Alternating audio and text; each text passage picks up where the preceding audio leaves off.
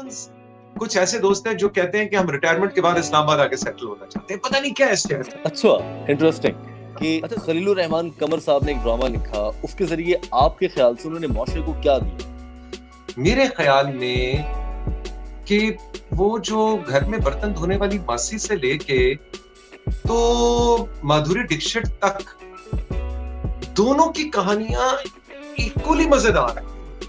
इस दुनिया में 6 बिलियन कहानियां, 6 बिलियन, बल्कि 7 बिलियन हो गई अब तो। 7 अरब कहानियां हैं, हर कहानी जुदा है, हर कहानी दिलचस्प।